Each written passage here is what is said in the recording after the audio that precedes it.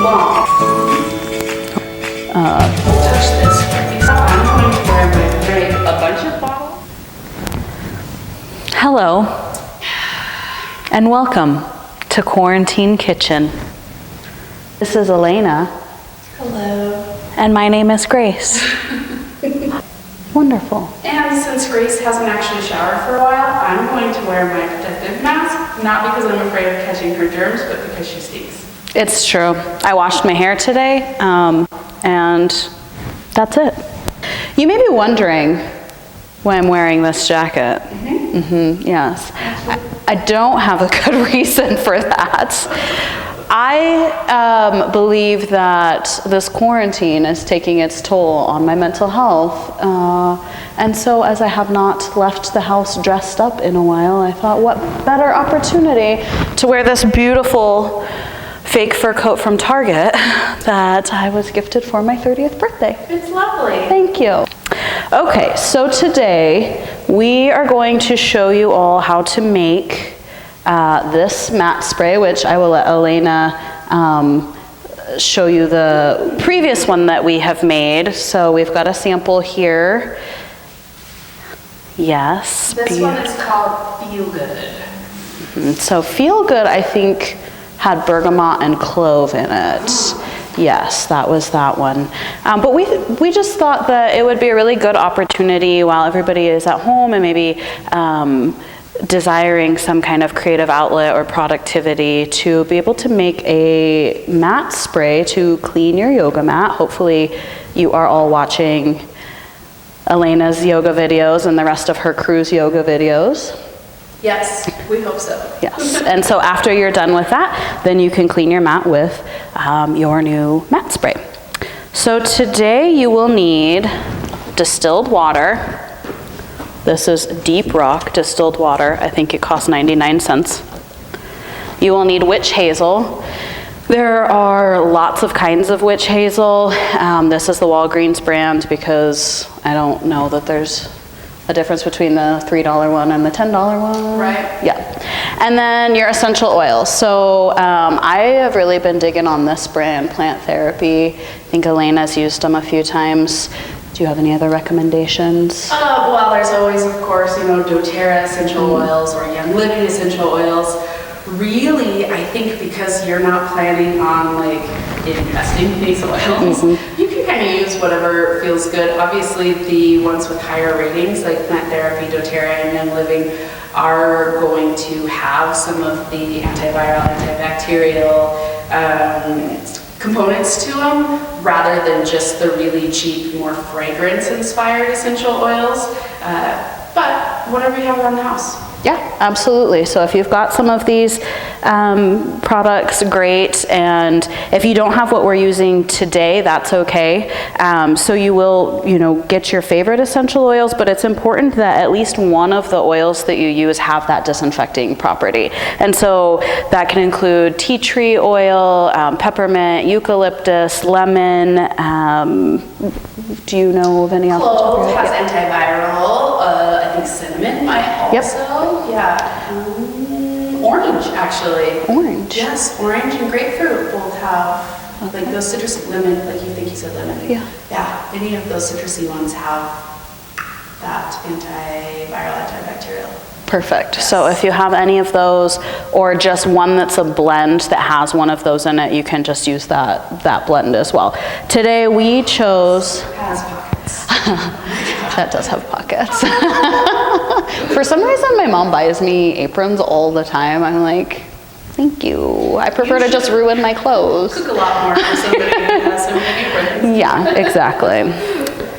Okay, so today we're using eucalyptus. These are all Plant Therapy oils, lavender, and peppermint. And so this blend will be more for kind of a calming effect and after a strenuous workout, something to kind of bring you down, or if you're doing, maybe not bring you down, like wah, wah.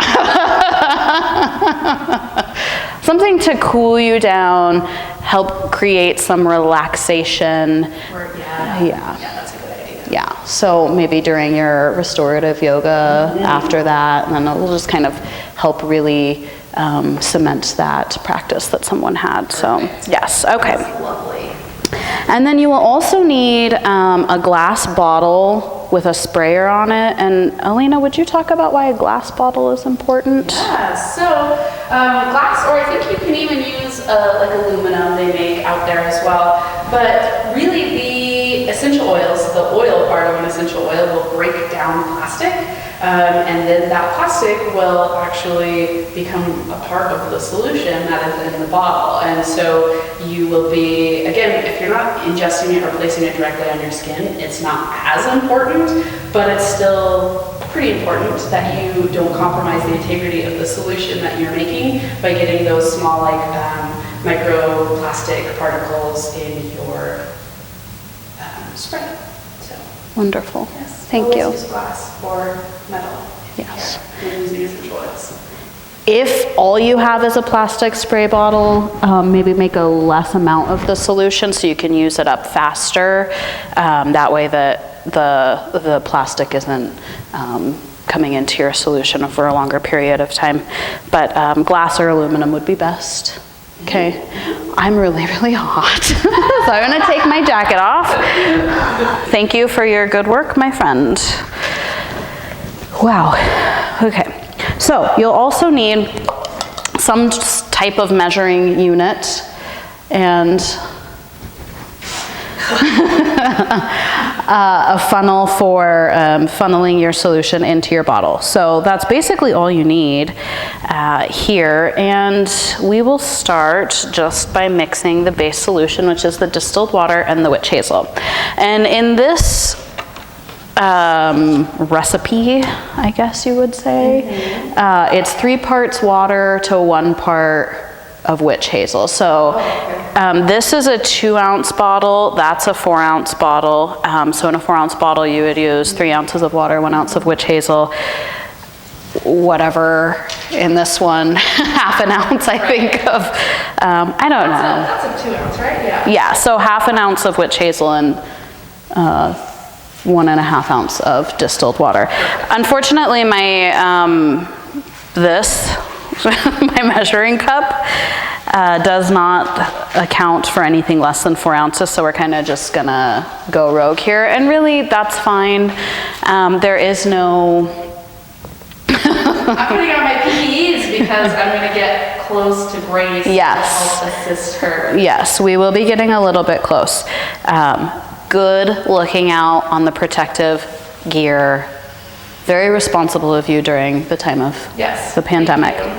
So we're just gonna make it in a 4-ounce batch because that's what I can measure.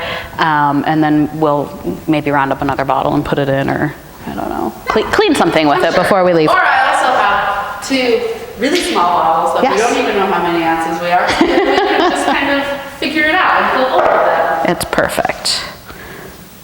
Okay, so here we'll just, and kind of having to eye here. Okay. So we're trying to go here to 4 ounces. Okay. So we're just gonna have to eyeball it a little bit because we also don't have anything less than 4 ounces. So this is not a perfect science. You just wanna do your best. I mean, honestly, witch hazel and distilled water and essential oils are not anything that are going to cause you any harm if you have a little bit of extra. So I really, don't think that it's got to be down to the perfect ounce. Yep.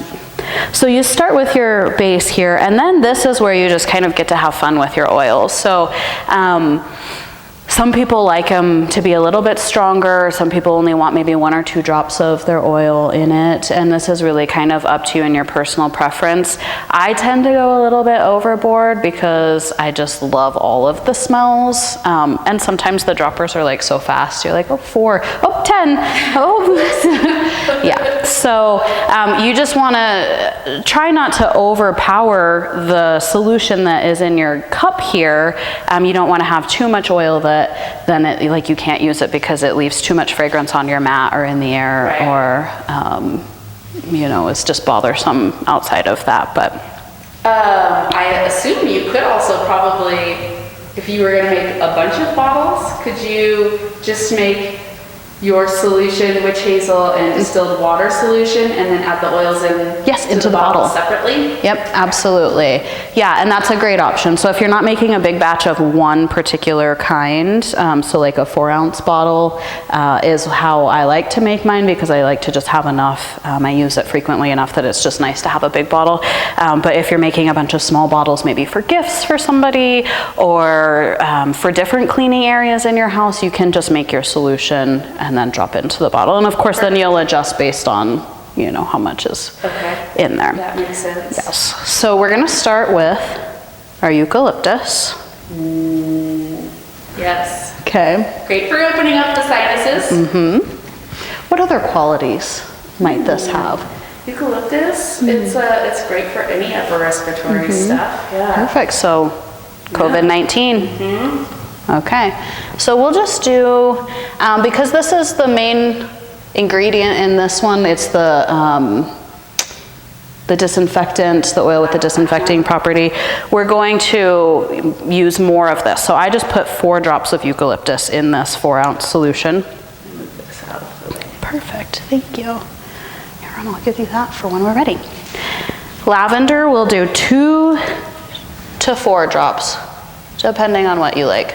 I just meant to do 3, but I did 4, so, you know, whatever. And then peppermint, we'll just do 1 to 2 drops. It also has disinfecting qualities, but it can be overpowering as well, and we've already got the eucalyptus in. Another one that's great for upper respiratory, but peppermint actually is really, we think of it as a very invigorating type smell, but it's actually a really relaxing smell. Yeah. And then added with lavender in there will be, I'm sure, just lovely. I hope so. To actually get a whiff of it. I am too. So I don't know if this is like something you have to do, but because this is my made-up recipe,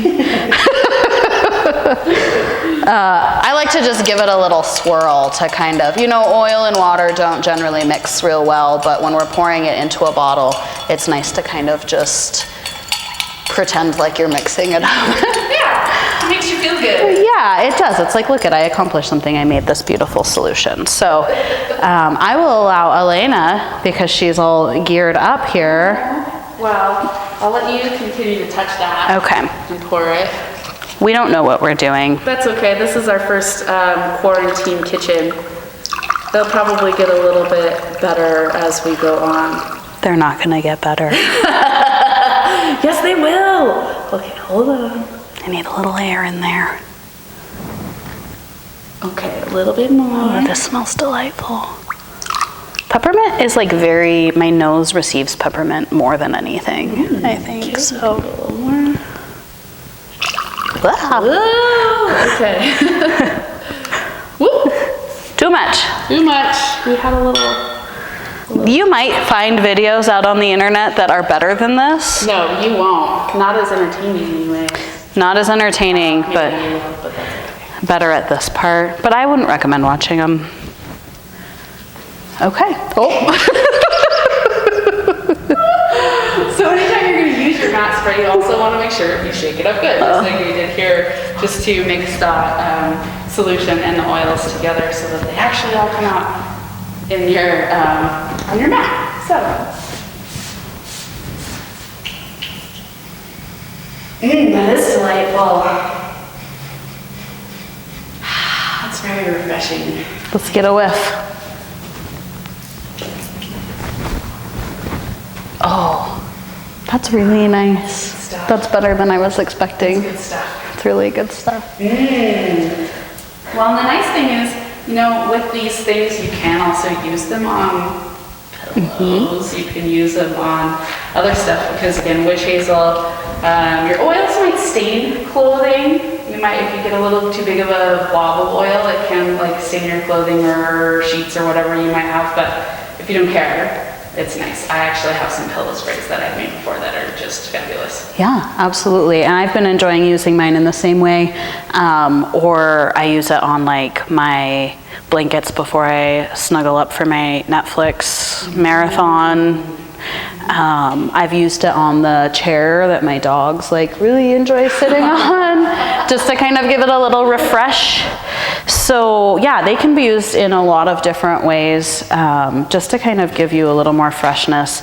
And then of course as the matte cleaner, they're really great. And I would like to point out that if you use it as a matte cleaner specifically, try to use a towel that you can wash, so you're not using paper towels every time, especially right now. They're just so hard to come by, and it's just kind of wasteful. So if you have just a rag or something, using your rag and then washing it after, you know, maybe 3 to 5 uses of cleaning it down. You don't want to just keep using the same rag that you're like cleaning up all of your grossness with.